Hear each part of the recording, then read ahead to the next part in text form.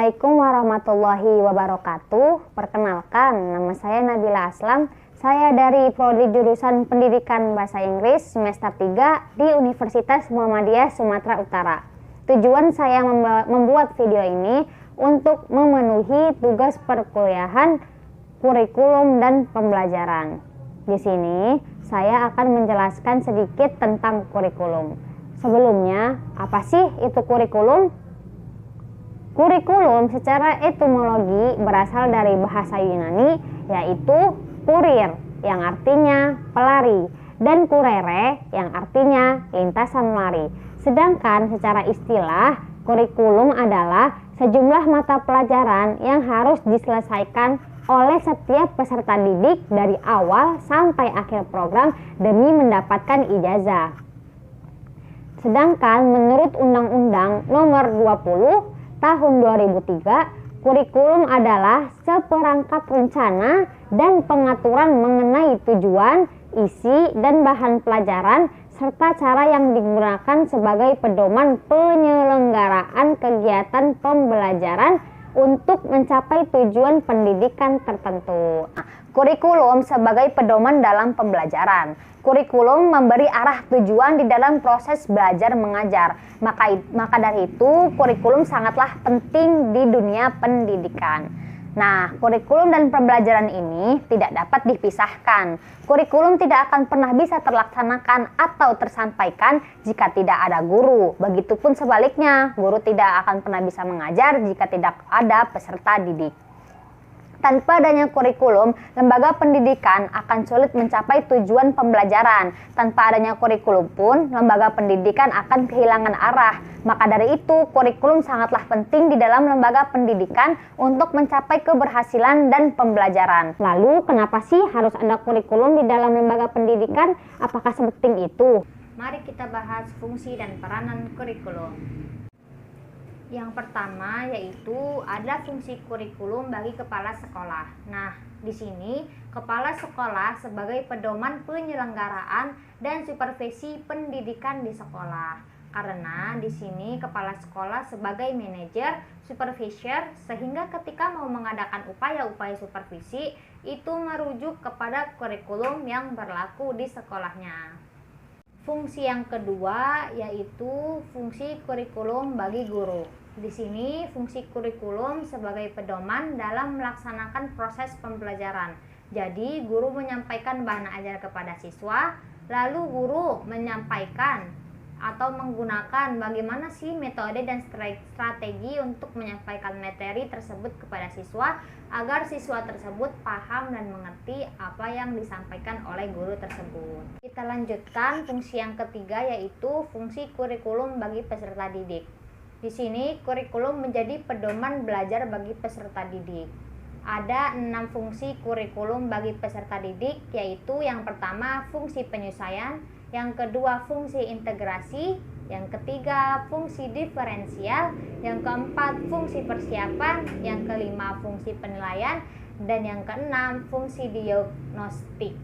Yang pertama yaitu ada fungsi penyesuaian. Di sini siswa harus mampu menyesuaikan diri dengan lingkungan.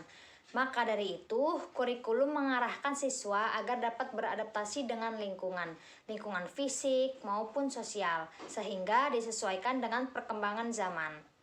Yang kedua yaitu fungsi integrasi. Kurikulum hendaknya mampu membuat siswa menjadi pribadi yang utuh. Dalam arti di sini, kurikulum dapat membuat siswa siap untuk terjun di dalam kehidupan masyarakat, sehingga siswa mampu menjadi seseorang yang bersosialisasi dengan masyarakat. Fungsi kurikulum yang ketiga bagi peserta didik yaitu fungsi diferensial. Fungsi diferensial ini cukup bagus karena fungsi kurikulum di sini memberikan layanan terhadap perbedaan individu.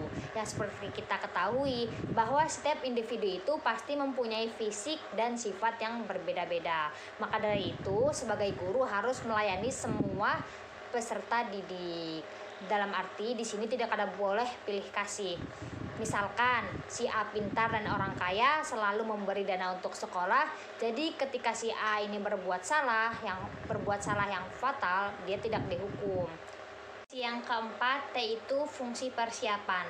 Fungsi persiapan adalah kurikulum mampu mempersiapkan siswa untuk melanjutkan studi ke jenjang berikutnya. Misalnya, kurikulum SMP harus mempersiapkan siswa agar dia siap untuk mengikuti ke jenjang studi SMA. Yang kelima yaitu fungsi pemilihan. Fungsi pemilihan mengandung makna bahwa kurikulum sebagai alat pendidikan harus mampu memberikan kesempatan kepada siswa untuk memilih program-program belajar yang sesuai dengan minat dan kemampuan siswa. Fungsi pemilihan ini memiliki erat kaitannya dengan fungsi diferensial tadi, yaitu perbedaan individu. Yang mana melihat individual itu, kurikulum harus mempersiapkan program-program yang dapat mewadahi minat dan bakat siswa.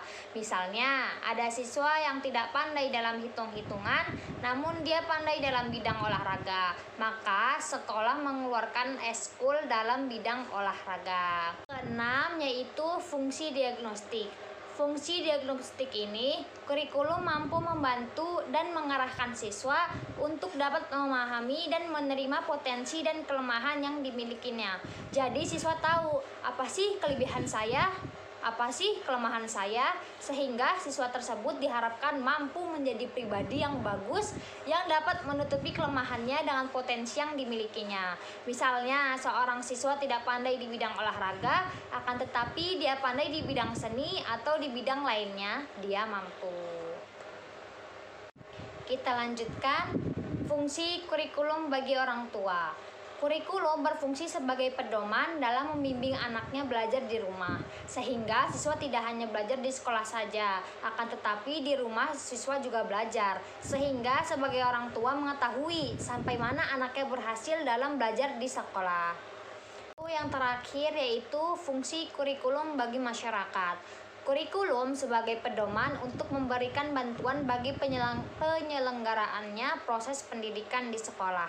Jadi, kurikulum dapat memberikan informasi kepada masyarakat terkait dengan program yang dijalankan di sekolah.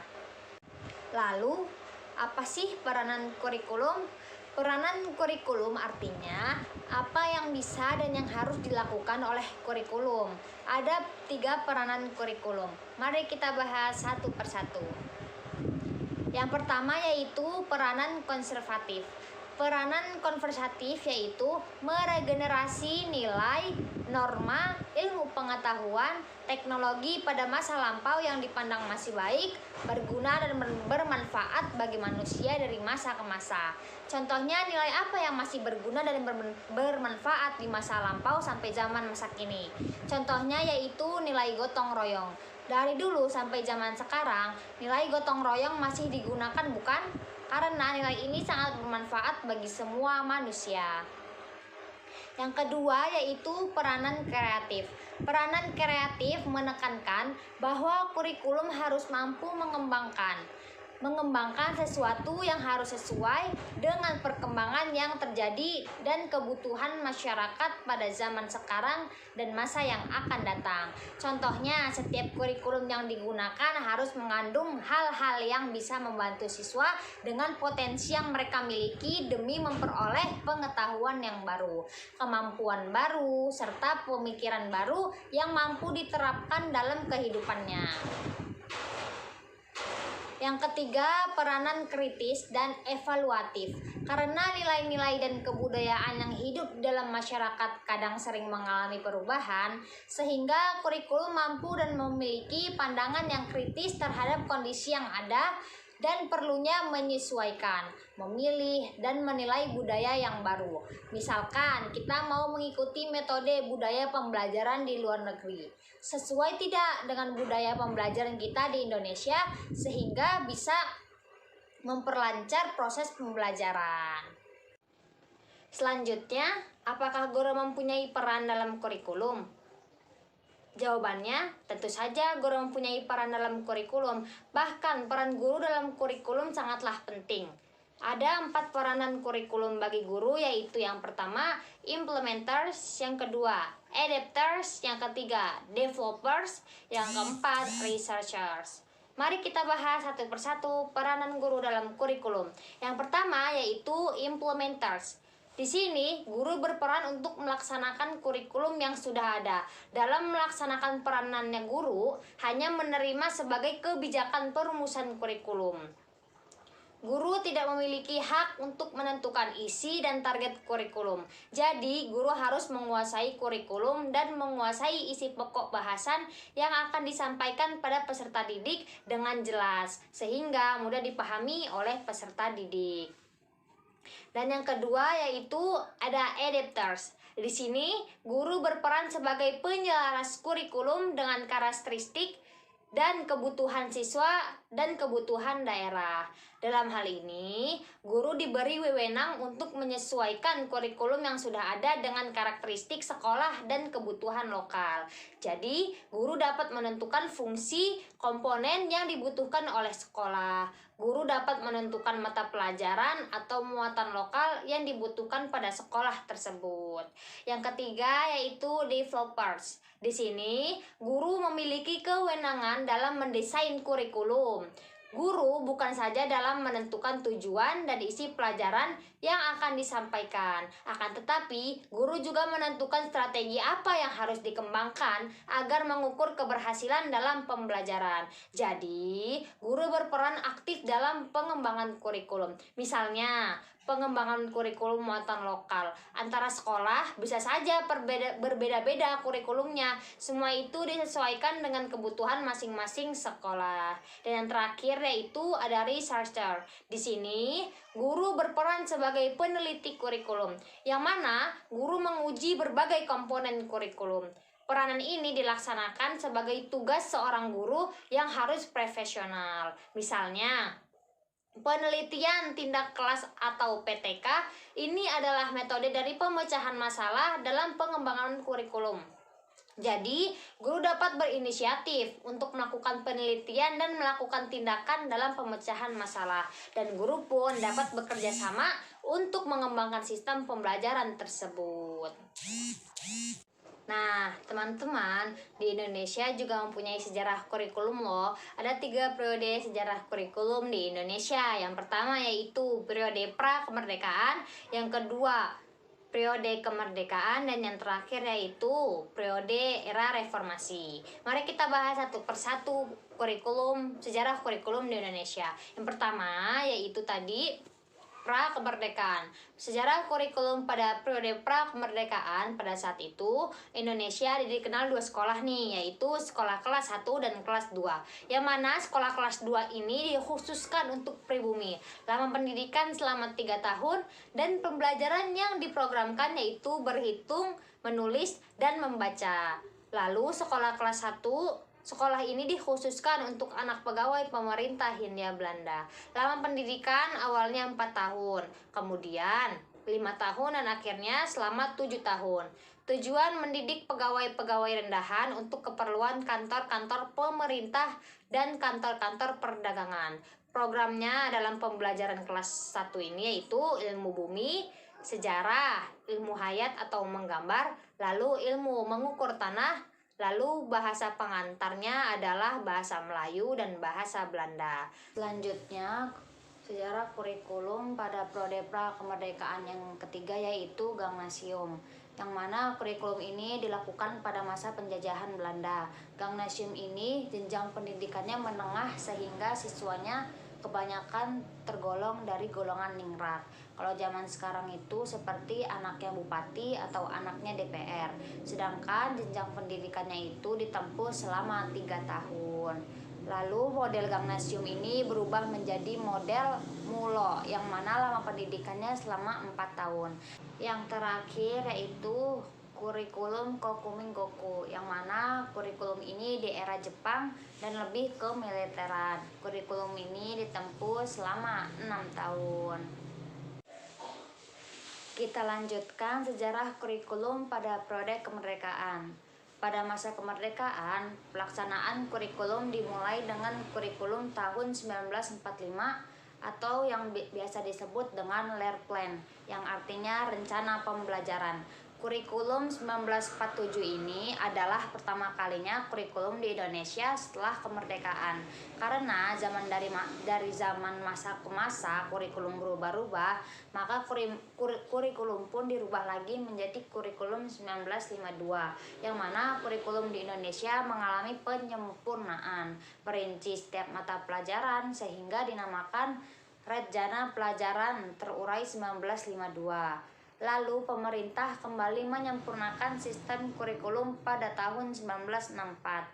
Pemerintah berkeinginan agar rakyat berpendapat pengetahuan akademik untuk bekal pada jenjang SD. Lalu disempurnakan kembali lagi nih dengan kurikulum 1968, yang mana kurikulum ini lahir pada masa Orde Baru. Kurikulum ini bersifat politis. Lalu disempurnakan lagi oleh kurikulum 1975, yang mana menekankan pendidikan lebih efektif dan efisien, di mana kurikulum ini mendapatkan banyak kritikan. Mengapa? Karena kurikulum ini guru dibuat sangat sibuk. Guru sibuk menulis rincian apa saja yang akan dicapai setiap kegiatan pembelajaran. Lalu kembali disempurnakan lagi oleh kurikulum 1984, yang mana siswa menjadi subjek belajar dengan model pembelajaran CBSA atau cara belajar siswa aktif. Jadi di sini siswalah yang aktif. Jika kurikulum sebelumnya yaitu kurikulum 1975 guru yang sangat sibuk, dengan adanya kurikulum 1984 ini guru memancing keaktifan siswa dan peran siswa secara optimal sebagai subjek pendidikan. Lalu lahirlah kurikulum 1994, yang mana merupakan hasil upaya dalam memadukan kurikulum sebelumnya. Dalam kurikulum ini mendapati kritikan bahwa beban belajar siswa terlalu berat, dari muatan nasional sampai muatan lokal. Misalnya bahasa daerah, kesenian, keterampilan daerah, dan lain-lain. Dan akhirnya kurikulum 1994 ini menjelma menjadi kurikulum super padat. Perubahan kurikulum terus berjalan seiring dengan perkembangannya bangsa Indonesia. Setelah melewati fase pra-kemerdekaan, lalu pasca kemerdekaan, kini memasuki era reformasi. Nah, di era reformasi ini terjadi beberapa perubahan kurikulum. Yang pertama yaitu pada tahun 2004, dan yang kedua yaitu tahun 2006 atau biasanya disebut dengan KTSP, dan yang terakhir adalah kurikulum 13. Yang pertama tahun 2004, pada kurikulum ini dikenal dengan kurikulum berbasis kompetensi, yang mana pada kurikulum ini dititik beratkan pada pengembangan kemampuan untuk berkompetisi. Dan yang kedua yaitu selanjutnya kurikulum tahun 2006, di mana kurikulum 2006 ini dikenal dengan kurikulum KTSP. Pada tahun ini kurikulum KTSP disusun oleh Satuan Pendidikan Lembaga memperhatikan karakteristik daerah dan peserta didik. Dan yang terakhir adalah kurikulum 2013. Kurikulum ini biasanya disebut dengan K13 atau Kurtilas. Pada tahun 2013 ini kurikulum berbasis sikap, keterampilan, dan pengetahuan, serta dibutuhkan kompetisi pemahaman akademik, sosial, dan manajerial. Sekarang kita telah mengetahui sejarah kurikulum di Indonesia. Sangat banyak, bukan? Semua perubahan itu pastinya ada tujuannya, yaitu untuk menjadikan kurikulum menjadi lebih baik lagi dari kurikulum sebelumnya. Ada lagi nih sesuatu yang tidak dapat dipisahkan oleh sistem kurikulum juga, yaitu komponen-komponen kurikulum. Komponen-komponen kurikulum merupakan suatu hal yang sangat penting untuk menciptakan pendidikan ke arah yang lebih baik. Lalu, pendidikan seperti apa yang sebenarnya dikatakan sudah baik? Ya, percaya atau tidak, pendidikan yang baik ialah pendidikan yang memiliki tujuan yang terarah, isi atau materi pelajarannya dapat diterima oleh peserta didik, sehingga ilmu yang ditransfer oleh guru dapat diresap. Lalu metode strategi yang dilakukan dapat mencapai tujuan yang diinginkan, dan dilakukan evaluasi baik itu sebelum atau sesudah proses pendidikan itu berjalan. Itulah idealnya. Namun pada kenyataannya, meskipun pendidikan sudah memiliki tujuan, merencanakan strategi, dan mengevaluasi, tetap saja tujuan pendidikan sulit untuk dicapai. Dalam rangka ketercapaian tujuan pendidikan, maka ada beberapa komponen-komponen yang harus diperhatikan. Ada 4 komponen-komponen perkembangan kurikulum, yaitu yang pertama, komponen tujuan, yang kedua, komponen materi atau isi, dan yang ketiga komponen metode atau proses, dan yang terakhir adalah komponen evaluasi. Mari kita bahas satu persatu komponen-komponen kurikulum. Yang pertama yaitu komponen tujuan. Komponen tujuan berhubungan dengan arah atau hasil yang diharapkan. Rumusan tujuan menggambarkan sesuatu yang dicita-citakan. Tujuan pendidikan diklarifikasikan menjadi 4, yaitu yang pertama tujuan pendidikan nasional, yang kedua tujuan institusional, yang ketiga tujuan kurikuler, dan yang terakhir tujuan pembelajaran. Lalu komponen yang kedua yaitu komponen isi atau materi pelajaran. Isi komponen merupakan komponen yang berhubungan dengan pengalaman belajar yang harus dimiliki oleh siswa. Isi kurikulum itu menyangkut semua aspek baik yang berhubungan dengan pengetahuan atau materi pelajaran yang biasanya tergambarkan pada isi setiap mata pelajaran yang diberikan maupun aktivitas dan kegiatan siswa. Baik materi ataupun aktivitas itu seluruhnya diarahkan untuk mencapai tujuan yang ditentukan. Yang ketiga yaitu komponen metode atau strategi. Strategi dan metode merupakan komponen ketiga dalam pengembangan kurikulum. Komponen ini merupakan komponen yang sangat penting sebab berhubungan dengan implementasi kurikulum. Bagaimanapun bagus dan idealnya tujuan yang harus dicapai tanpa strategi yang tepat untuk mencapainya, maka tujuan itu tidak mungkin dapat dicapai. Strategi meliputi rencana, metode, dan perangkat kegiatan yang direncanakan untuk mencapai tujuan tertentu.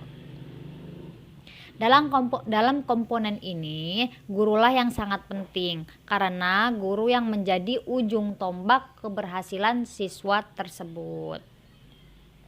Dan yang keempat yaitu komponen evaluasi. Pengembangan kurikulum merupakan proses yang tidak pernah berakhir. Proses tersebut meliputi perencanaan, implementasi, dan evaluasi. Merujuk pada pendapat tersebut, maka evaluasi merupakan bagian yang tidak dapat dipisahkan dalam pengembangan kurikulum. Melalui evaluasi dapat ditentukan nilai dan arti kurikulum, sehingga dapat dijadikan bahan pertimbangan apakah suatu kurikulum itu perlu dipertahankan atau tidak, dan bagian-bagian mana yang perlu disempurnakan. Cukup sekian pembahasan kurikulum dari saya. Jika ada salah, saya mohon maaf sebesar-besarnya. Wassalamualaikum warahmatullahi wabarakatuh.